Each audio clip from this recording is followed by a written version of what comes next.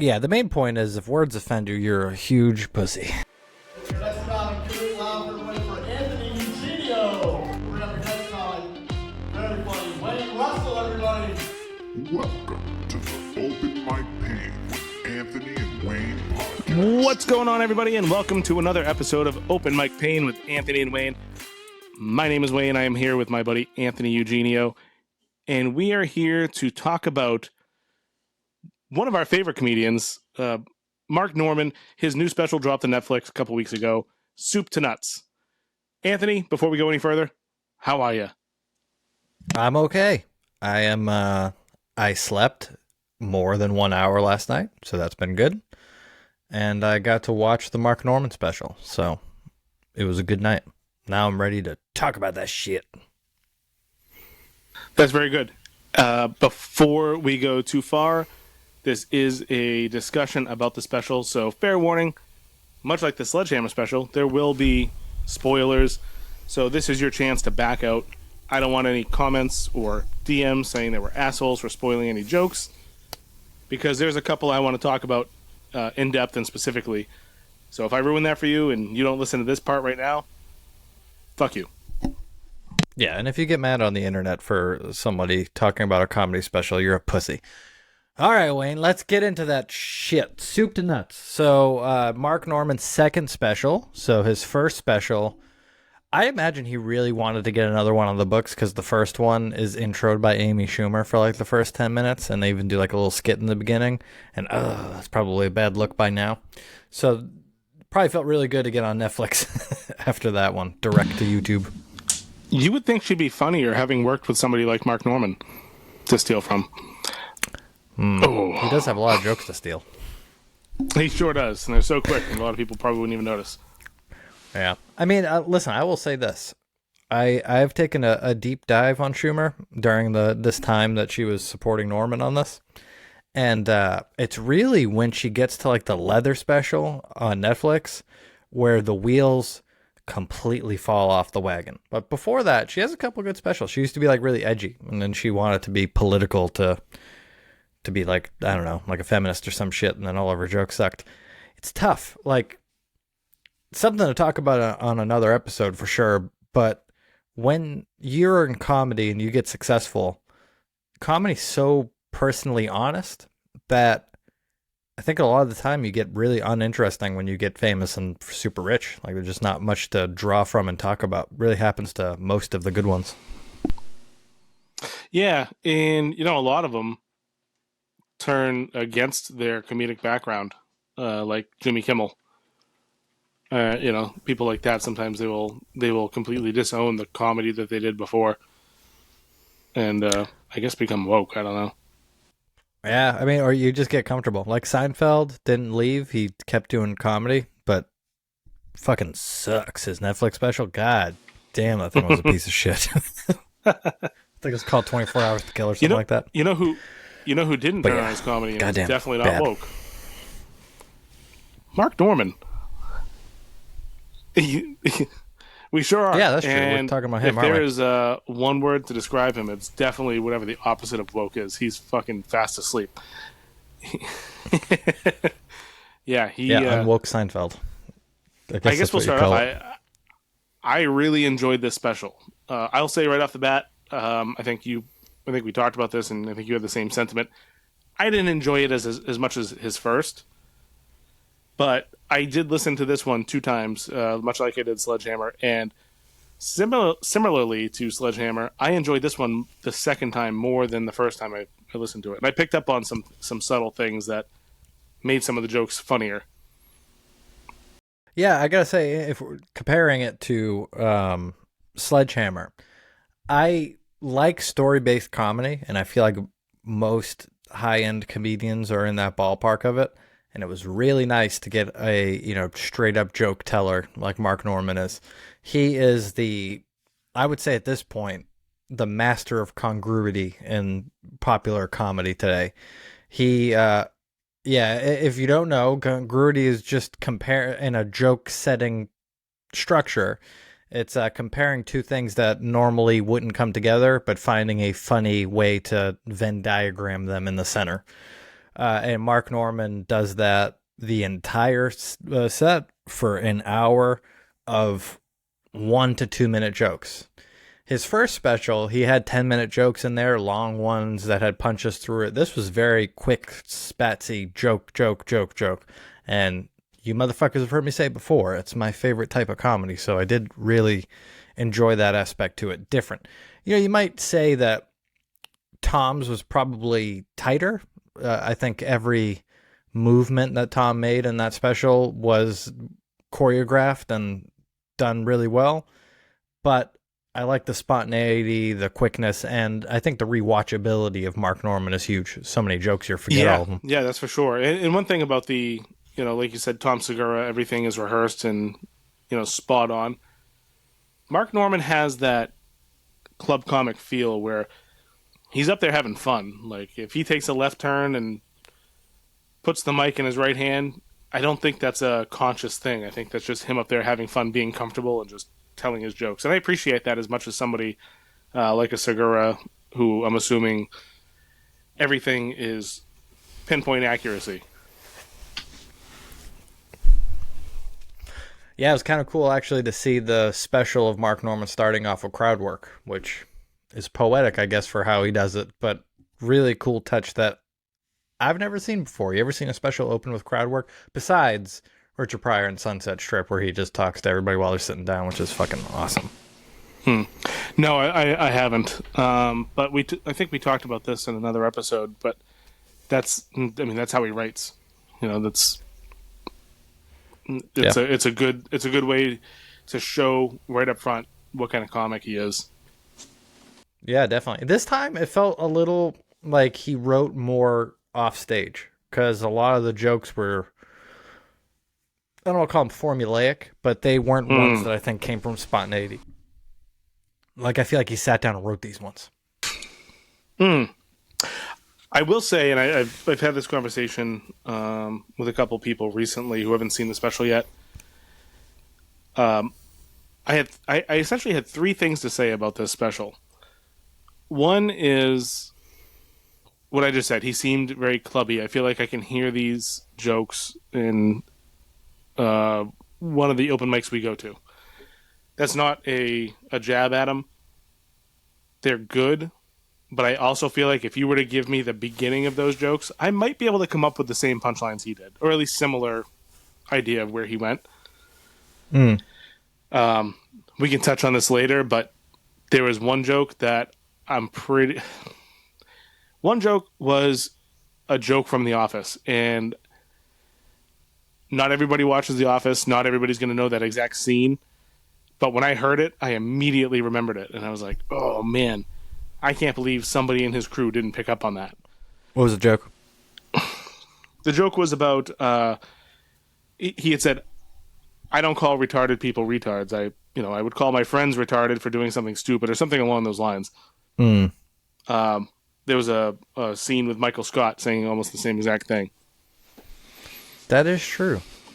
And yeah, he watches The Office, so maybe it's like, when Dane Cook ripped off Louis C.K., there is a good argument to be made that Dane Cook didn't do it on purpose, but just heard Louis do it, came up with a similar punchline at the end of it, just because it was like, it's different than parallel thinking, because he had the seed thought in his mind. I guess like Inception. It's definitely like an Inception thing. Like the thought was planted in his mind, and it was a stolen thought, but he just wasn't completely conscious of it. Speaking of Louis, he had a very similar bit as well, using the F word. Yeah, it was called his, I can't even say it anymore. But yeah, it was basically words you can't say. Louis has done those on a couple different specials. And it's the F word, the N word, and what was the other one? He's got three that you're not supposed to say. Cunt. You can say cunt now. The cunt is fine. So cunt, N word, and F word is an F word for bundles of sticks. That one. So he has that in two different specials. Those three words made into funny. And I think that is what separates the highest echelon comics from the mediocre to lower to average to us comics, where, there are some things that we definitely have not said on stage because we're like, that's a little bit too far, that a good comic is going to be able to get the juice out of, and that's going to be one of their best bits. And that's what Louis is the best at. And I got to say, I think Norman is great at that as well. There was a couple, like the abortion joke that he did. That's a tough one to pull off. That was the third of my three things I was going to say. He has one of my favorite jokes, I think, in any special, and it was about abortion. It was one of the. It made me, and I'm not an easily startled person with words. I was watching this alone, sitting on my couch, and when he said that joke, I literally spoke out loud and said, "Bro, come on!" Yeah. It was hilarious. I laughed wicked hard, but I could not believe he said it. The punchline was, you shouldn't drink on an empty stomach, and he said after an abortion, which is such a fucking good joke. It's a good line. But very surprising that he actually said it, and it made it through onto Netflix. I'm sorry, I don't think we can say Netflix, can we? Writer strike? I don't fucking care. Well, strike on what? Oh, the writer strike. I don't think we can say Netflix. That's the other N word now. Oh, yeah, definitely. That is... Netflicker. Yeah. If you're cool.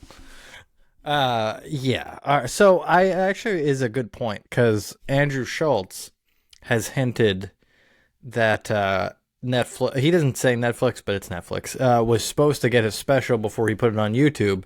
And the reason why he went on YouTube was they wanted him to edit down the special and take out some jokes. So I wonder if by losing out on some specials, by being huge pussies like they were, that made them change their policy a little bit when Norman came around and they were just like, do whatever the hell you want. Maybe. I didn't know that about Schultz, but yeah, maybe. How many subscribers are you going to lose? If somebody is going to get offended by that type of joke, they're probably not going to click on Mark Normand. And if they're going to get offended by that type of joke, they're going to shut that video off well before that joke comes up. Yeah, you think he does say some heinous shit. People like to be fucking offended nowadays. They really do. That's why. That's really, if you want to know in the end what the quest for fucking laughs is, the quest for laughs is the last bastion of free goddamn speech in this country that is extremely important for, common conjecture out there. Because everybody now is reading people's perspectives through the lens of a fucking Twitter. And if you do that, you're going to think everybody's a cunt. Because online, they are. Comedians, hopefully, are the people that can say the worst things that you're thinking in your head in a way that makes you feel like it's okay to laugh. It might not be okay if those things are exactly how the person feels, but guess what? That's not what comedy is, you stupid son of a bitch. And I think we should do a episode someday on when Daniel Tosh made a joke and then everybody got really fucking mad at him. Because that's my point. He's just making funny. You dickheads. So Mark Normand actually kind of touched on that in the special too. I don't know if you remember this part, but he talked about being at a show, making a joke, and then somebody had said to him, you shouldn't have made that joke. You need to apologize. He goes, I'm sorry. And the guy goes, you don't mean that. He goes, yeah, but I didn't mean the joke either. So I don't know. That is a whole nother episode we could talk about. Seeing that from two different sides, and yeah, I could go on a rant. Tonight's not the night, but I could go on a rant about my thoughts on that.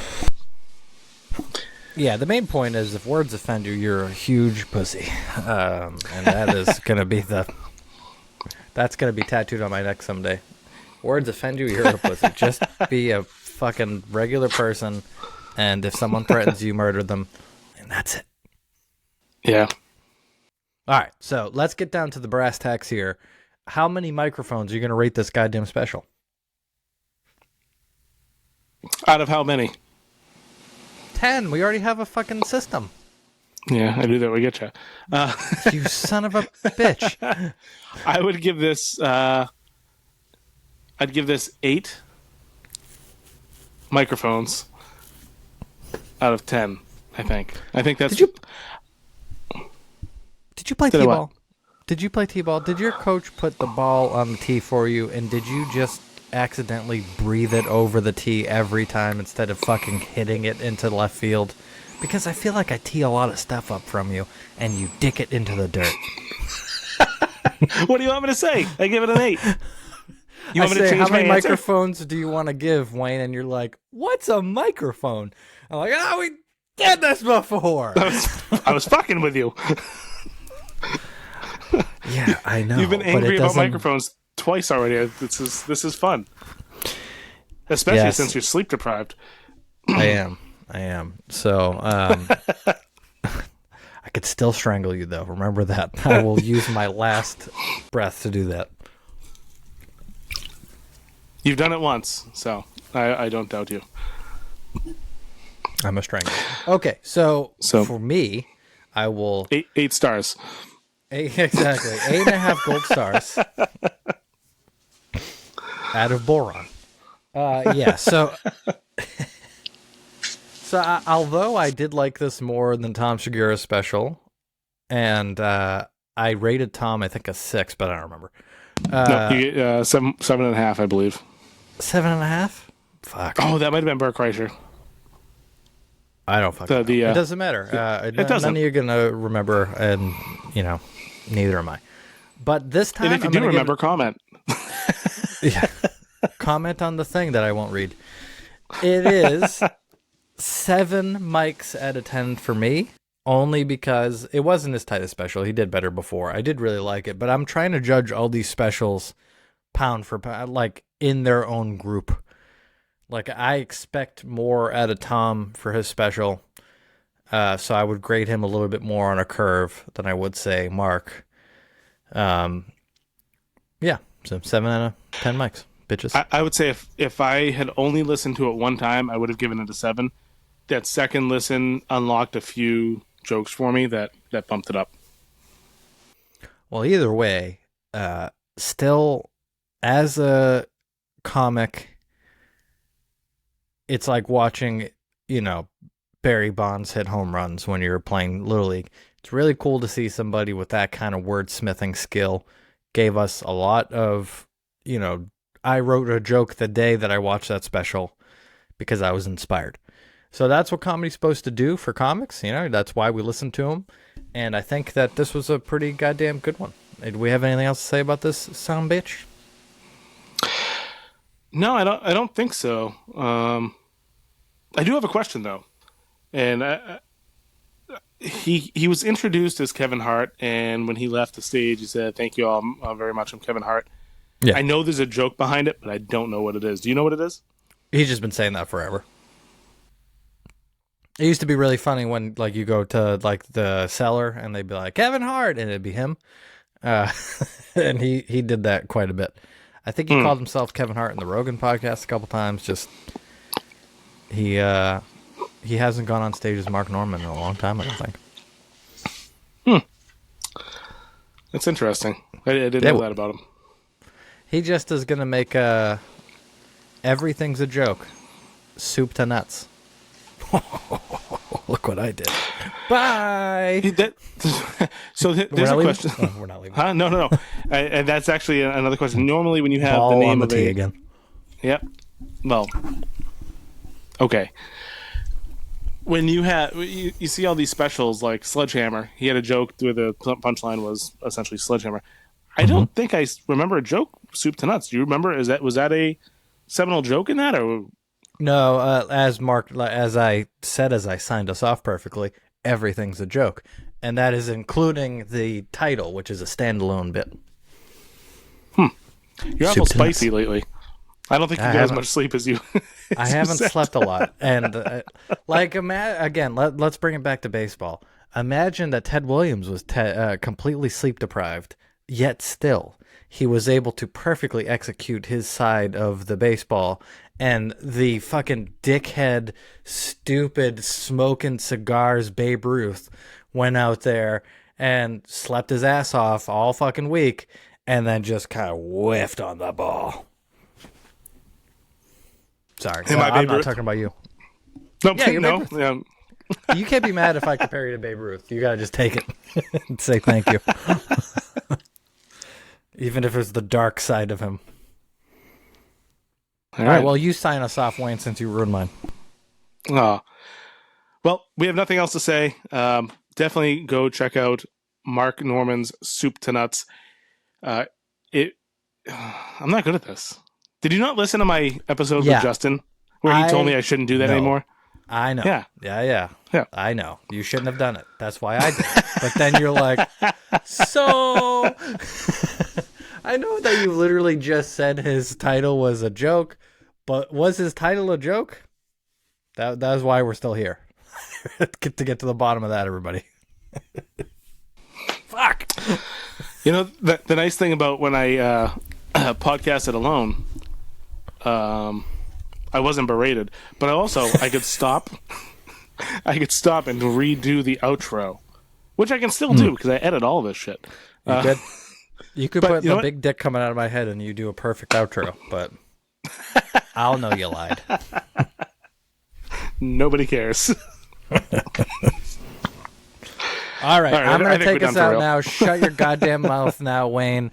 And everybody else out there, remember, this has been another step in the quest for laughs. Bye.